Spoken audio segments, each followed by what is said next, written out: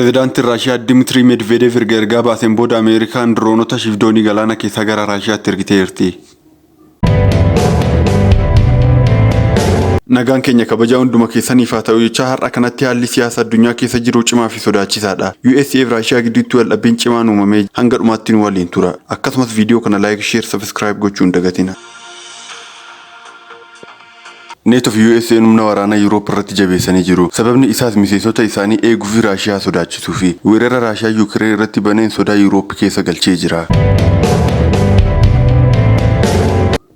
Yuukireen iddoo Yuuroop fi Raashiyaa gidduutti argamtudha. Qabeenya midhaaniif boba'aa guddaa qabdi. Raashiyaa Yuukireen akka naannoo ofisheetti ilaalti. NATOon immoo akka miseensa dimokiraasiitti ilaalti. Kanaaf Yuukireen bakka mormii siyaasaa guddaa taatee jirti. Trump dhaamsa Dimiitrii Medvedev erga dhaga'ee booda konkolaataawwan waraanaa niikuleeraa gara galaana Raashiyaatti buusee kun USA humna jabaa qabdu argisiisuudhaafi.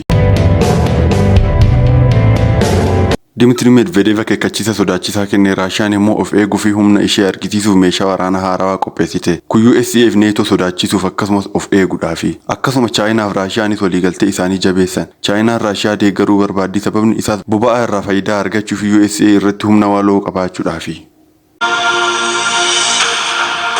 Hanga har'aatti illee Raashiyaa USA waliigaltee irra gahuu hin dandeenye sababni isaas walamansiisuu dhabuu shakkii Yuukireen irratti waliigaltee dhabuu ture. Garuu kun hunduu akka lola addunyaatti hin babal'anneef marii nagaaf biyyoota giddugala qooda fudhachiisuu hidhannoo waraanaa to'achuuf waliigaltee haarawaa gochuun barbaachisaadha.